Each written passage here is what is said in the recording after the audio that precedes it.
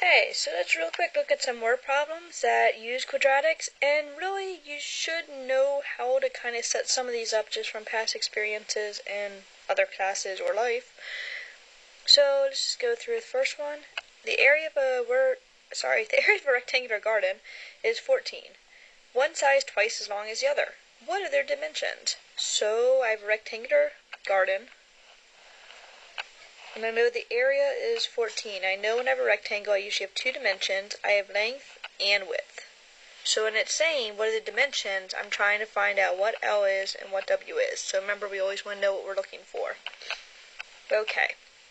And I know the area is 14. Hopefully you all remember that area is length times width. So I have 14 equals length times width. And I was given something else. One side is twice as long as the other. So one side, pick a side, I'm going to pick L. So L is equal twice as long as the other. Twice as long would be 2 times W. So 14 equals L. L, though, we already said was 2 times W, so we're going to sub that in. 2W times W. So 14 equals 2W squared. Now I can solve for W. Divide by 2. W squared equals 7. And W is going to equal plus or minus square root of 7. Since this is an actual length, we don't want to include the negative root. We can't have a negative length of a board or length of a garden or length of anything. So W just equals square root of 7. Well, L was 2W, so L just equals 2 times square root of 7. So L would be 2 times square root of 7. So if you have an area problem, it's just setting it up like any area problem you've ever done in the past. Let's look at another type of, geometric word problem. So we got a right triangular planter has a leg that is 2 feet less than the longest leg. The third leg is 2 feet. How long is the longest leg? Okay, so I got a right triangular planter. So I'm going to draw a right triangle. Right triangle means it's got a 90-degree angle. And the longest leg is always a hypotenuse, that leg across from the 90-degree angle. We're going to call that C. And that is what we're looking for. We're looking for how long is the longest leg. So I'm trying to find out what C is. Okay. Let's go ahead and try to figure out the rest. It has a leg that is 2 feet. So a leg, we'll call the other leg something. A and B. That is 2 feet less than the longest leg. So we're going to pick a leg. I'm just going to pick A. That is going to be, so is equals, so A is going to equal 2 feet less than the longest leg. So less than is minus, so C minus 2. Okay. The third leg, that would be our B, is 2 feet, so just 2. Okay, so hopefully you all remember an equation for this. It's called the Pythagorean theorem. Came out of the school of the Pythagoras that set up in Etrusca, I think. Doubt he actually derived it. But it's going to be A squared plus B squared equals C squared. So if I sub in C minus 2, whole thing squared, plus 2 squared equals C squared. Okay. Got to solve this, and I know I have a binomial squared, so I'm going to write it out twice and FOIL it. I'm going to do it in my head, but you all can write it out twice and FOIL it. C squared minus 4C plus 4. 2 squared is 4 equals C squared. Trying to solve this, well, my C squareds actually cancel out. So I don't even have to worry about getting everything to one side. So I have negative 4C equals, I'm going to move my 4 to the other side, negative 8, and C equals 2. Okay, so I have, that's all I wanted. I just wanted the length of that was C.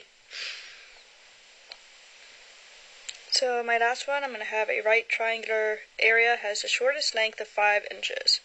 The length of the longest leg is 3 inches longer than the third leg. And actually, we're going to make that twice the third leg just to make it more interesting. So I'm changing it right now.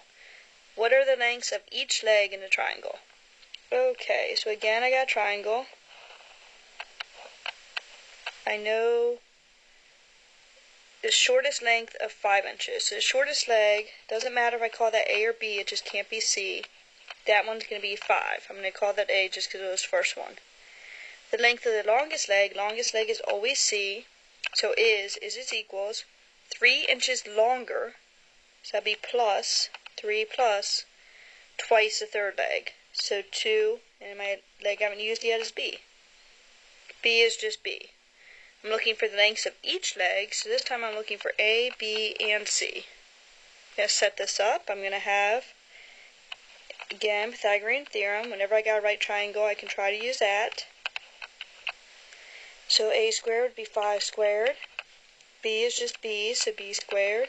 C is 3 plus 2B squared. Okay, so 25 plus B squared. Again, I have to write out this binomial twice and FOIL it. 9 plus 12B plus 4B squared. It is a quadratic. Get everything over to one side. So I can try to factor it. So I'll subtract my 25 and subtract my B squared. Get 3B squared plus 12B. If I subtract the 25 minus 16. Okay, and now I can either factor it, complete the square, quadratic formula. This may be factorable. I don't really know. I'm going to go ahead and just complete the square though. So to complete the square, I'm going to divide everything by 3. And same time, I'm going to move that minus 16 over 3 to the other side. So I'm going to come up here and complete the square up here. So I'll have 16 over 3 equals B squared plus 4B. If I complete square, I'm looking for that third term.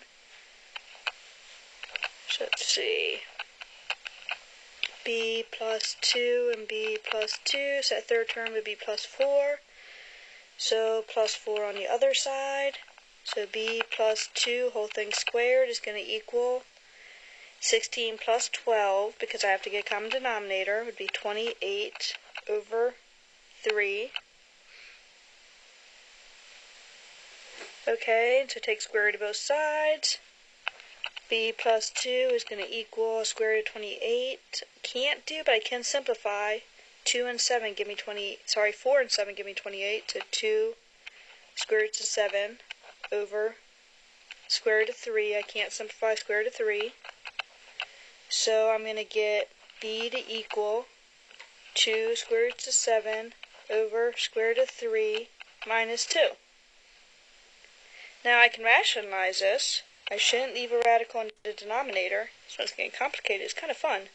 So rationalize, I can just multiply top and bottom by square root of 3.